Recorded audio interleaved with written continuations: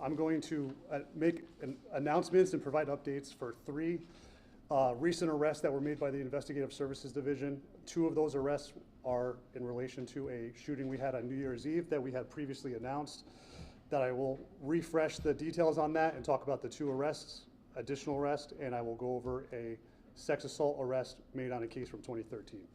So I'll start with the shooting first. On December 31st, 2025, at approximately 19:55 hours, New Haven officers were dispatched to the area of Chapel and Kensington Street for the report of a person shot. Officers quickly responded and located the gunshot victim, a 35-year-old New Haven woman. The victim was transported and treated at Yale New Haven Hospital, where her injuries were determined to be non-life-threatening and has since been released from the hospital. During a crime scene canvass, officers located an abandoned Mercedes SUV that was found crashed near the intersection of Chapel and Orchard Street, along with fired cartridge casings indicating that there were two shooters standing at separate locations. A review of surveillance footage in the area shows a male subject who was later identified as Heshamu Barker with a date of birth of 7/1/1972 from West Haven, standing on the sidewalk in front of Ducks Market, which is located at Chapel and Kensington. Barker was standing near the previously mentioned SUV.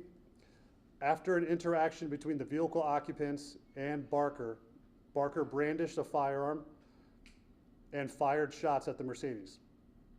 The Mercedes then began to drive across Chapel Street when it struck a pole at the intersection of Chapel and Orchard. Three unknown subjects exited the vehicle and began to flee. The driver of the Mercedes began shooting back in the direction of Barker, who at that time was standing behind a vehicle returning fire. Our shooting victim, who was also on video, was walking in the area at the time of the exchange of gunfire and was struck by the gunfire that was coming from the operator of the Mercedes. After this exchange, Barker fled in a vehicle while the other parties fled on foot. Our task force officers and criminal intelligence unit were able to identify the vehicle that was operated by Barker shortly after the incident. They located him at a West Haven address where he was identified and arrested on a separate narcotics violation by West Haven Police Department as our investigation continued. This case was then assigned to Detective DeRubis of the Major Crimes Unit, who, following an interview and additional investigation, was able to secure an arrest warrant for the following charges for Barker: criminal attempt assault first, reckless endangerment first, unlawful discharge of a firearm, criminal possession of a firearm, carrying a pistol without a permit. Barker was arrested on January 2nd for those charges, and he is still in custody on a $500,000 bond. This arrest has previously been announced as well. Through evidence obtained at the crime scene and other sources, Detective DeRubis was able to identify two of the three occupants of the white Mercedes SUV. The operator was identified as Tyreek London, 27-year-old from New Haven with a date of birth of 5/9/1998. And one of the passengers as Jatwan Robinson, 20 years old from New Haven with a date of birth of 12/17/05. DeRubis continues his work currently to try and identify the third occupant, who remains unknown right now. As a result of his investigation, Detective DeRubis was able to secure the following arrest warrants. On December 29th, 2026, an arrest warrant was approved for Jatwan Robinson for the charge of weapon in a motor vehicle, and on the same day was taken into custody. He is currently out on bond, a $50,000 bond, and he was on probation at the time of the incident. On February 2nd, 2026, an arrest warrant was approved for Tyreek London for the charges of assault in the first degree, reckless endangerment in the first degree, unlawful discharge, criminal possession of a firearm, and carrying a pistol without a permit. He is currently still in custody on a $500,000 bond, and he is a convicted felon. Great work by Detective DeRubis, Sergeant Canning, Lieutenant Gardner of the Major Crimes Team, and thank you to Lieutenant Werner and the Criminal Intel Unit, who are an integral part of these investigations, as well as the assistance from West Haven PD. Special thank you to Inspector Master Petrie and the state's attorney, Jack Doyle, for their assistance and guidance on the case. And lastly, thank you to Chief Sinelli and the assistance and the support from the chiefs. I'm going to proceed to the 2013 sex assault case that we made an arrest on. On July 5th, 2013, the New Haven Police Department received a report of a sexual assault that occurred in the city of New Haven. The victim promptly reported the incident and fully cooperated with investigators. The case was assigned to the New Haven Police Department Special Victims Unit, and despite extensive investigative efforts at the time in 2013, the case eventually became inactive and remained unsolved. In 2025, the New Haven Police Department received a notification of a DNA hit linking the 2013 case to a New Haven sexual assault, linking our sexual assault to a sexual assault investigation that occurred in Waterbury in 2021. As a result, the New Haven Police Department reopened the investigation and assigned the case to Detective Sam Romano from the Special Victims Unit. Detective Romano re-interviewed the victim, who continued to demonstrate resilience and a commitment to pursuing justice. Detective Romano also coordinated with investigators from Waterbury Police Department, who advised that they had identified and arrested Moses Watkis, with a date of birth of June 19th, 1989, from Waterbury, Connecticut, in connection with the Waterbury sexual assault. At the time of our investigation, Watkis was out on bond and pending trial for that case. With assistance from the Connecticut State Forensic Laboratory, DNA was obtained from Watkis and analyzed and confirmed to be a match to evidence collected in our case from 2013. Based on the victim statements, medical records, and DNA evidence, Detective Romano was able to secure an arrest warrant. On January 29th, 2026, the warrant was approved, charging Watkis with sexual assault in the first degree and unlawful restraint in the first degree. That bond was set at $500,000 and currently in custody. On January 30th, 2026, the detectives of Special Victims Unit arrested Watkis in Waterbury on the outstanding warrant. He was arraigned in New Haven Superior Court, and his bond was increased to $750,000. I just want to say great work to Detective Sam Romano, Sergeant Carr from the Special Victims Unit. This is a great example of the work that the unit does to provide assistance to the victims, and no case is too old. We'll go back and reinvestigate. So again, thank you to Detective Romano, Sergeant Carr, Lieutenant Gardner for the work you do. Thank you to the Chief's Office and the Mayor. We appreciate the support. That's all I have, Mr. Mayor. Thanks. Nice job. Nice job. The work goes on, and very, very proud of the New Haven Police Department. And I think that these examples make clear that if you engage in illegal activity in the city of New Haven, we will hold you accountable, whether it is in the last year or whether it is over 12 years ago.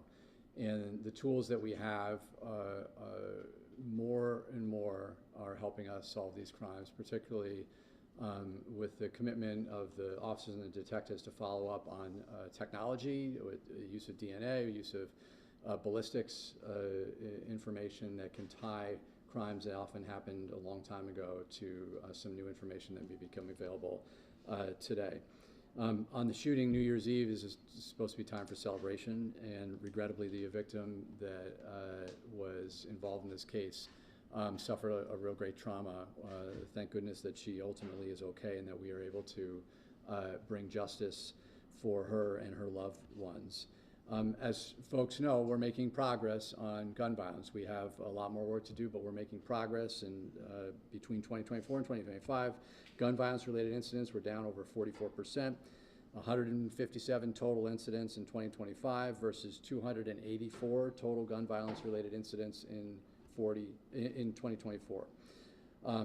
So we are making progress. That said, we have a lot more work to do. Specifically on the sexual assault, every woman deserves to feel safe in our city, whether it's at a restaurant, a bar, a party, walking on the street. Every woman deserves to feel safe. And sexual assault is a heinous crime. It's a heinous crime. It's a complete violation of someone's bodily autonomy, and it's something that we take very, very seriously, and will hunt people down that that engage in this type of activity. Really grateful to the police department for the work they're doing. We're seeing a decline in rape cases in New Haven, but again, we have a lot more work to do. So thank you, congratulations on this good work, and still got lots more work to do, Chief. Yes, Mr. Mayor, thank you. Thank you to the Mayor's office for all their support. I also like to say thank you to our community for supporting us through these investigations. I'm represented here by our chaplain, Pastor John Lewis, and Commissioner Nakia Dawson-Douglas. They're here. They have always been supportive of us, and I reiterate the points that these detectives, Sam Romano, DeRubius, and all the command staff, Sergeant Carr, Sergeant Moore, Lieutenant Gardner, Captain Bora, everyone is working incredibly hard to hold people accountable and to protect this community. And with that, I'll take any questions. Chief, can you talk a little bit about the sexual assault case, just the police work through DNA? 13 years ago this happened. Technology was not available back then like it is now. Can you just take us through how that was helped get us to where we are today? For sure. So DNA is a very strong link. That is something we rely on heavily, improving these cases through the adjudication process.